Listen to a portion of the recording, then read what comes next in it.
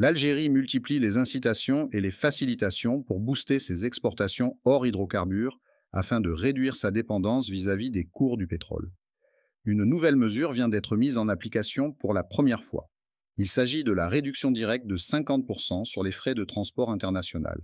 Auparavant, les exportateurs hors hydrocarbures algériens étaient contraints de payer l'intégralité de la facture de transport et présenter ensuite une demande de compensation.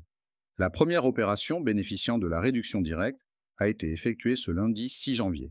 Il s'agit de l'expédition d'une cargaison de 4 tonnes de fruits et légumes vers le Canada. Elle a eu lieu au niveau de l'aéroport international d'Alger à bord d'un avion d'Air Algérie Cargo. Présente à l'aéroport d'Alger, Samir Deradji, chargé de gestion de la Direction générale du commerce extérieur au ministère du Commerce extérieur et de la promotion des exportations, a apporté des explications concernant ce nouveau système de compensation.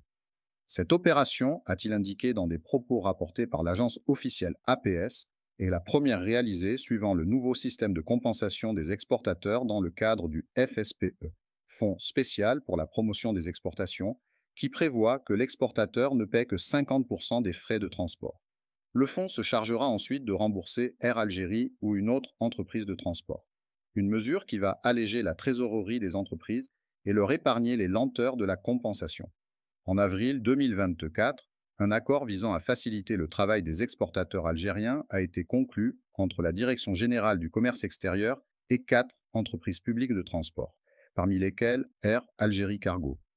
Auparavant, a rappelé le responsable du ministère, l'exportateur payait l'intégralité des frais du transport et constituait un dossier administratif pour solliciter un remboursement au titre de la prise en charge d'une partie de ces frais dans le cadre du soutien de l'État aux exportateurs. Outre ce changement, le responsable a également noté la mise en place récente d'une plateforme numérique destinée à simplifier les procédures et à faciliter l'accès au soutien du FSPE. Cette première opération sera suivie par plusieurs autres dans les prochains jours vers des pays européens et le Qatar, a-t-il encore fait savoir. Redouane Aouf, directeur général d'Air Algérie Cargo, a confirmé pour sa part que la compagnie aérienne nationale a reçu de nombreuses demandes d'exportation par transport aérien au vu de la demande croissante sur les produits nationaux sur les marchés internationaux au regard de leur qualité. L'Algérie, dont les exportations sont dominées par le gaz et le pétrole, ambitionne d'atteindre 29 milliards de dollars d'exportations hors hydrocarbures en 2030.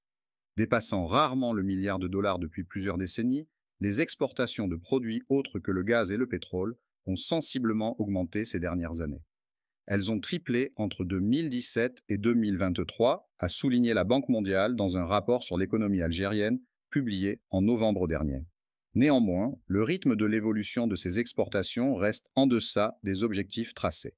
Après avoir atteint 5,9 milliards de dollars en 2022, les exportations hors hydrocarbures de l'Algérie ont brusquement reculé à 5,05 milliards de dollars en 2023, selon une note de la Banque d'Algérie datée d'août dernier.